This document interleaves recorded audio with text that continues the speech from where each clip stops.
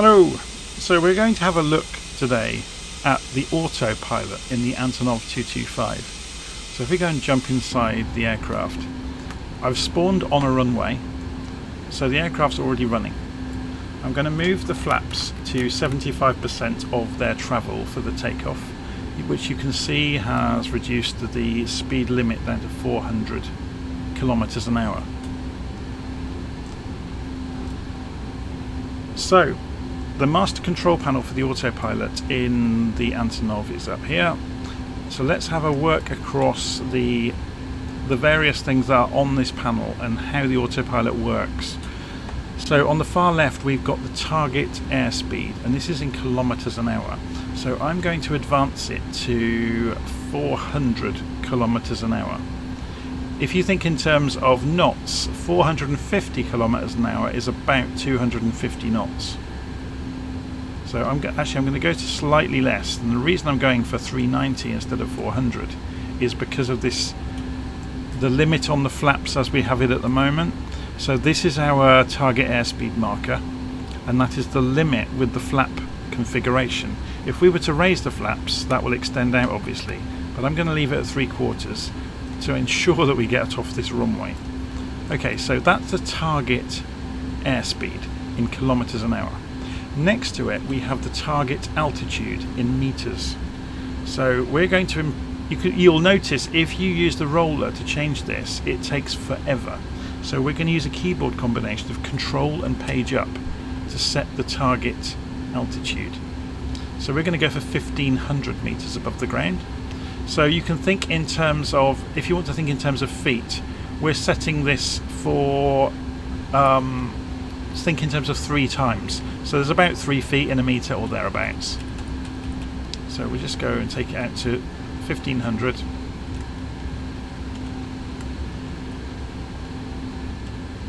There we go. Okay, so there is a button underneath this roller which looks suspiciously like a vertical speed controller, because it's exactly what it is. And this is what's called the vertical hold mode. So if we press this when we have a target altitude above or below us, we can use this dial to trim the elevator directly to go up or down at a given number of meters per second. The problem with this system is it's quite a violent way of doing it, so you'll see the aeroplane responds immediately to it. So it's good if you're in an emergency situation. If you want a much smoother way of doing it, we'll get to that in a moment. Okay, while you're flying along, say you are flying at a different height than is on your target, but you want to match it. If you press this button on the right hand side, it will make the target altitude match your current altitude immediately. Okay? Right, so then we get into the serious stuff over here.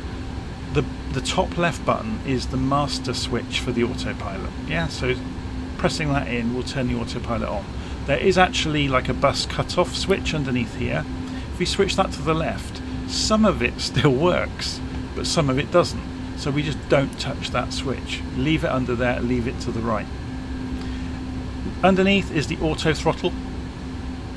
Underneath the auto-throttle is the reset button to reset this back to its basic kind of pitch, roll, hold mode. Because when you first engage the autopilot, it engages pitch, roll, hold, as you know most autopilots do. Across the bottom we've got wing leveling on this button. You've got course, or what you may have called lateral navigation in Western autopilots, is the blue button here. So that will obey the mode you switch this switch into. So the modes in here are course 1, course 2. We're not going to use course 2. Still not found a control for it. But there's course 1, VOR1, VOR2. So that's obviously going to fly to the radials. Navigation mode, which uses the GPS, only it doesn't really work. And approach mode, which doesn't really work. So the Antonov engineers have admitted that they never finished working on the autopilot, so I'm not sure if IniBuilds, who made this version of the aircraft, in the simulator have kind of followed their lead and left some of it inoperable. But you know, you can try and use it, and sometimes you get a result that looks like it might be working. Anyway, we're going to leave it in course mode 1, which is the bottom left mode. So that's the one we'll be playing with when we take off. So the buttons across the bottom, so we did the course mode. The one next to it is an interesting one. It's pitch hold mode. So the one over here was vertical hold, and this is pitch hold. So this is a much more accurate way of controlling climb than using the vertical hold. So vertical hold really does it by trim. This one does it using gyros, and it's very, very stable. And we'll show it during a little demonstration flight in a minute. So up at the top corner we've got altitude hold. So if you are at the target altitude, or if you've reached the target altitude, this will light up and the aircraft will level out, and it will, you know, it will hold altitude. But again, you can press it as well to cause you to enter altitude hold. The next two buttons are both speed mode. One of them uses the Mach number, the other one uses the indicated airspeed. Yeah, so they are both speed mode. If you've seen it in other aircraft like the CRJ or things like that, what it essentially means is you set the target airspeed. If you have excess thrust, the aircraft will climb using it. Obviously, if you retard the thrust, then the aircraft will descend to maintain the speed that you've set. Anyway, let's go and have a fly, and we'll go and switch the modes on and see how they work. So before we get going, let's go and set the heading bug for the course mode to be pointing the same direction we are. So this is the heading bug.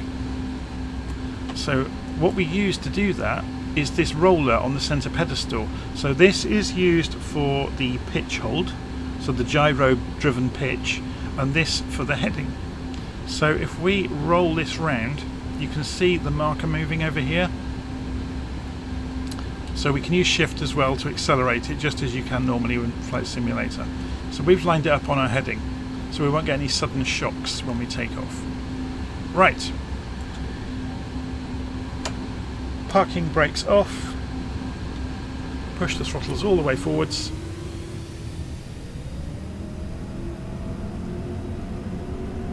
And we are rolling. So we wait for the indicated airspeed, obviously, to get to the blue marker, which is the minimum for rotation.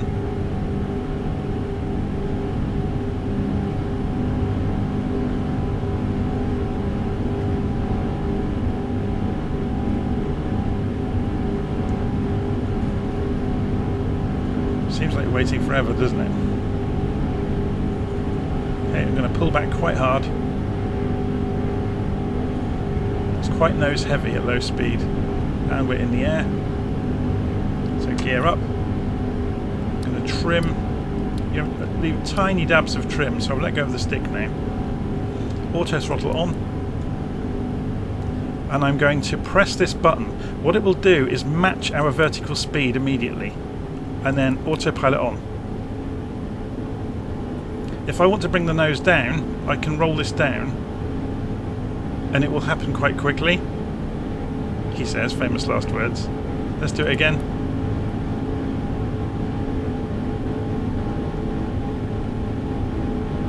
So you can control very quickly. You've almost got a direct line to the trim. Okay, at the moment, if we go, we were on wing leveling mode by default on the autopilot. If we switch to course mode, it's following the course now of the heading bug. So if we were to rotate around, let's raise the flaps while we're at it. We don't need the flaps quite so strong. So if we go and move the course now, so watch the marker and watch what the autopilot does in response. So we'll fly at, we'll turn north, so 0 degrees, yeah? And we go course mode.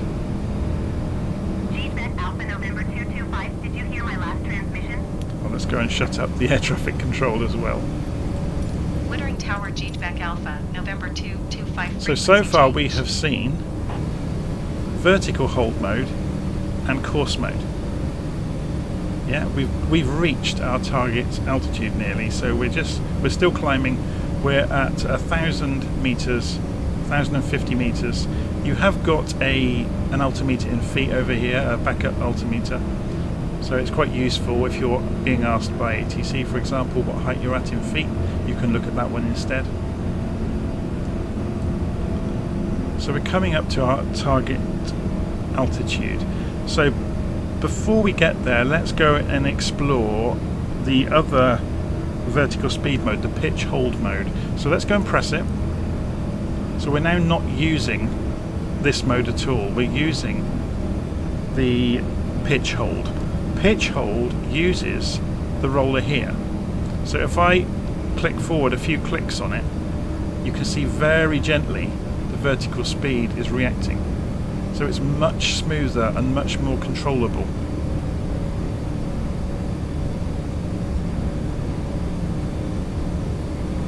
Yeah. So let's go and switch on the GPS while we're flying, which was a bit of a faux pas. I should have really switched that on when we were on the ground. So you can see I always get the name of these mixed up. Vertical hold is almost controlling the trim directly. The pitch hold is controlling the gyros for the autopilot, for the flight director. So it's, you know, it's much smoother.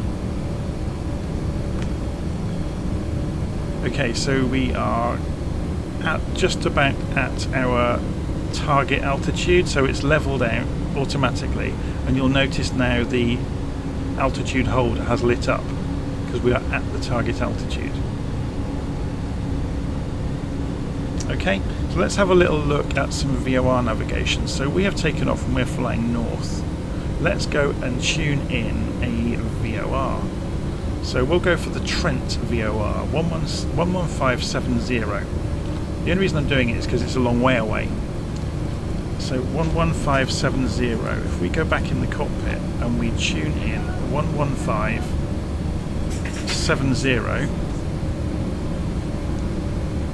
and we'll say the course we want to go into it on. So at the moment we're here. Let's draw a course line here.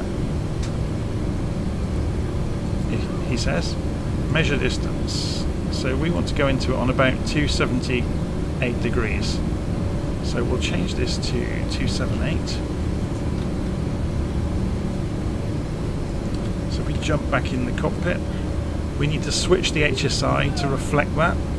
So we go and switch on VOR1 mode, and suddenly this is reflecting that.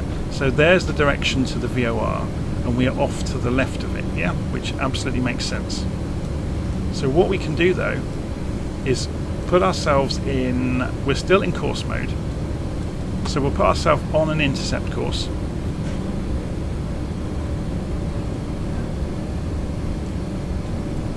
So we're just turning the aircraft. So this is where we really get into the weeds of this really not working as well as you might hope it would. So in many ways you use the instruments for reference, but you use course mode. So flying SIDS and stars is going to be hard work because you're going to have to, you know, fly them essentially manually. So if we switch this to VOR mode now, you'll notice it's gone to wing level. So we go back to course mode with it on VOR mode, and it's going to track the intercept itself, and it will do it very gently, but it just proves you can fly radials with it, and it will, you know, it will track the radial for you.